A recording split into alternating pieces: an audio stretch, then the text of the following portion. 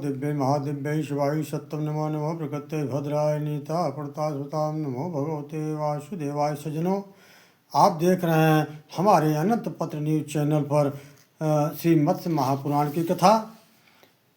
बहुत अच्छा प्रसंग है। आज का प्रसंग है स्नान और तर्पण की विधि है। नंदिकेश्वर उवाच निर्मलं भावशुद्धिश्च विना स्नानं न विद्यते तस्मान्मनो विशुद्धार्थं स्नानमादौ विधीयते। नंदिकेश्वर बोले, नारद जी, स्नान किए बिना शरीर की निर्मलता और भाव शुद्धि नहीं प्राप्त होती है। अतः मन की विशुद्धि के लिए सभी व्रतों में सर्वप्रथम स्नान का विधान है।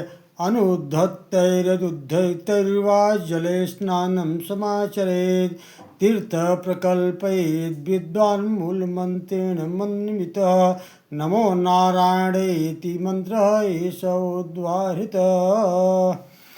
कुएं आदि, नदी, तालाब आदि के जल में स्नान करना चाहिए। मंत्र विद्वान विद्वान पुरुष को मूल मंत्र द्वारा उस जल में तीर्थ की कल्पना करनी चाहिए, आवाहन करना चाहिए। ओम नमो नारायणाय यह मूल मंत्र कहा गया है। मनुष्य पहले हाथ में कुछ लिए हुए विधि पूर्वक आचमन कर ले, फिर जितेंद्रिय एवं शुद्ध भाव से अपने चारों ओर हाथ का चकोर मंडल बनाकर उसमें तीर्थ की कल्पना करनी चाहिए और मंत्रों द्वारा गंगा जी का आवाहन करें। हे देवी, तुम भगवान विष्णु के चरणों में प्रकट हुई हो। हे वैष्णवी, तुम वैष्णवी कही जाती हो। विष्णु ही तुम्हारे देवता हैं। अतः तुम जन्म से लेकर मरण तक होने वाले पाप से हमारी रक्षा करो। हे जाह्नवी, वायुदेव ने स्वर्गलोक, मृत्युलोक और अंतरिक्ष लोक, इन तीन लोक में जिन 3.5 करोड़ तीर्थों को बतलाया है, वे सभी तुम्हारे भीतर निवास करते हैं। इसके अतिरिक्त दक्षा, पृथ्वी, विहगा, विश्वकाया, अमृता, शिवा, विद्याधरी, सुप्रशांता, विश्व प्रसादिनी, क्षेमा, जाह्नवी, शांता, शांति प्रदायिनी, ये भी तुम्हारे ही नाम है। स्नान के समय इन पुण्यमय नामों का कीर्तन करना चाहिए। इससे त्रिपथ गामिनी गंगा स्वयं वहाँ उपस्थित हो जाती हैं। इसके बाद पृथ्वी को आमंत्रित करके पहले शरीर में मिट्टी लगाकर स्नान करना चाहिए।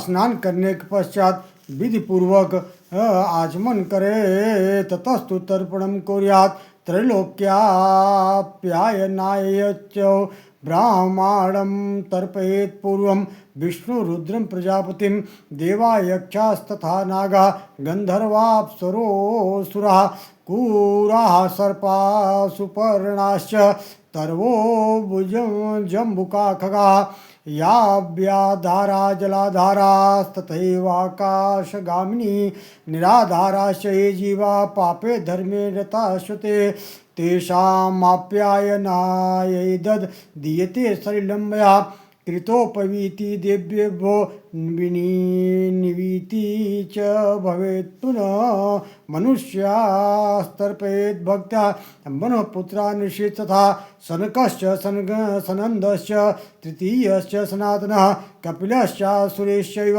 ओढु पंचशिखस्तथा सर्वे तु तृप्यता यान्तु मध्वत्तेनाम्बुना सदा।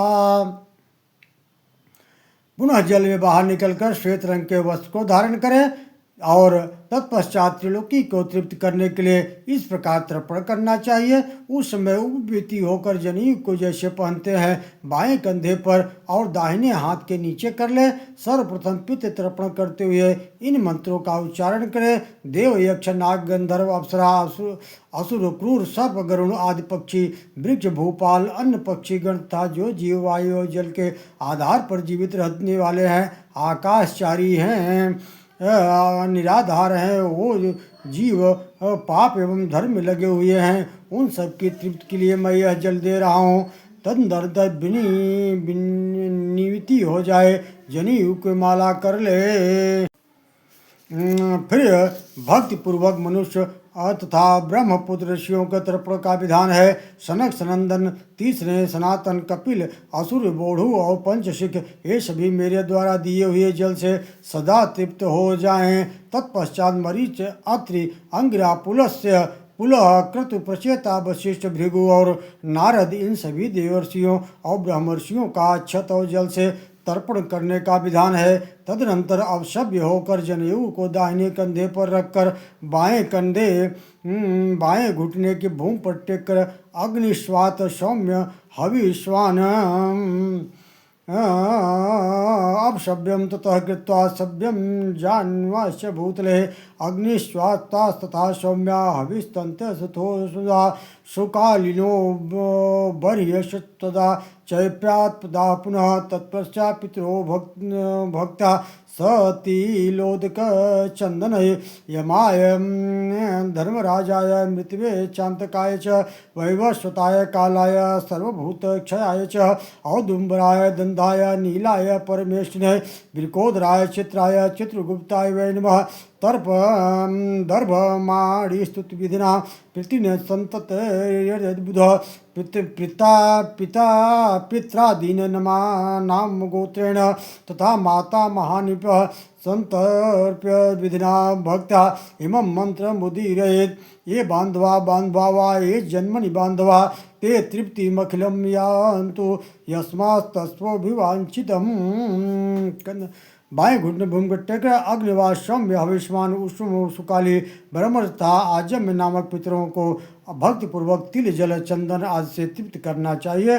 पुनः बुद्धिमान मनुष्य हाथ में कुश लेकर यम, धर्मराज, मृत्यु, अंतक, वैवस्वत, काल, सर्वभूत, औदुम्बर, दग्ध, नील, परमेष्टि, विकोदर, चित्र और चित्रगुप्त, इन 14 दिव्य पितरों का विधि पूर्वक तर्पण करके इन्हें नमस्कार करे। तत्पश्चात अपने पिता आदि तथा नाना आदि का नाम गोत्र का उच्चारण कर भक्त पूर्वक विधान के साथ तर्पण करने के पश्चात इन मंत्रों का उच्चारण करें। जो लोग इस जन्म में मेरे भाई बंधु रहे हों या इसके अतिरिक्त कुटुंब में पैदा हुए हों अथवा जन्मांतर में भाई बंधु रहे हों तथा जो कोई भी मुझसे जल की इच्छा रखते हों वे सभी पूर्णतया मेरे द्वारा दिए जा रहे इस जल से पूर्णतया तृप्त हो जाएं। इसके बाद तदुपरांत विधि पूर्वक आचमन करके अपने सामने की भूमि पर कमल का चित्र बनाकर अक्षत, पुष्प आदि से सूर्य की पूजा करें। हाँ, सूर्य के नामों का कीर्तन करते हुए लाल चंदन मिश्रित जल से उन्हें अर्घ्य प्रदान करें। इस प्रकार प्रार्थना करें। नमस्ते विश्वरूपाय नमो विष्णु मुखाय वै सहस्ररश्मे नित्यं नमस्ते सर्वतेजसे नमस्ते रुद्र वपुषे नमस्ते सर्ववत्सल जगस्त्वास्मिन् नमस्तेस्तु दीप्यचन्दनभूषितः पद्मासन नमस्तेस्तु कुण्डलाङ्गदभूषितः नमस्ते सर्वलोकेश जगत्सर्वं विबोधसे सुकृतं दुष्कृतं चैव सर्वं पश्यन्ति सर्वग सत्यदेव नमस्तेस्तु प्रसीद मम भास्करः दिवाकर नमस्तुभ्यं प्रभाकर नमोस्तुते एवं सूर्य नमस्कृत्य कृतवाथ प्रदक्षिणां द्विजगौ कांचनम सृष्टा ततश्च स्वगृहं व्रजे। सूर्यदेव आप विष्णु रूप हैं, आपको नमस्कार है।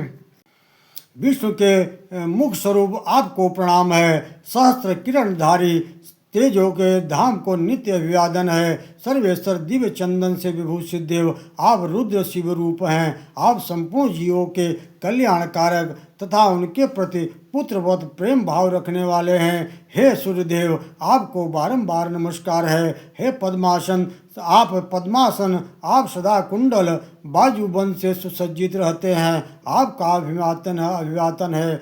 सूर्यदेव आप समस्त लोकों के अधीश्वर हैं। आप सारे जगत को उद्बुद्ध करने वाले हैं। आपको नमस्कार है। हे सूर्यदेव सर्वत्र गमन करने वाले आप सत्य देव हैं। आप संपूर्ण प्राणियों के सारे पुण्य एवं पापों को देखते रहते हैं। आपको प्रणाम है। हे भास्कर मुझ पर प्रसन्न हो जाइए, दिवाकर आपको अभिवादन है, प्रभाकर आपको नमस्कार है। इस प्रकार प्रार्थना करने के पश्चात 3 बार प्रदक्षिणा कर सूर्यदेव को नमस्कार करें। पुनः ब्राह्मण, गौ और अन्य को स्पर्श करने के पश्चात अपने घर जाना चाहिए। ओम नमो दिव्य महादिव्य शिवाय सत्यम नमः। नमः प्रगत्य भद्राय नीता प्रणता सज्जनों। इस तरह से श्रीमत्स्य महापुराण के स्नान विधि का यह अध्याय ही समाप्त होता है। एक निवेदन मैं करना चाहता हूँ कि समस्त लोग जो भी हमारे इस अनंत पत्र न्यूज चैनल को देखते हों, जिसमें मत्स्य पुराण आदि तमाम 18 पुराण का यह प्रसंग प्रचलित होने जा रहा है, आप लोग ज़्यादा से ज़्यादा संख्या में हमारे चैनल को सब्सक्राइब करें ताकि अनंत काल तक आप समस्त 18 महापुराणों के दिव्य कथाओं का अमृत पान करते रहें। अब मैं अगले अध्याय की कथा लेकर पुनः आप लोगों को सामने प्रकट हो रहा हूँ, जिसमें बहुत अच्छा प्रसंग आया है।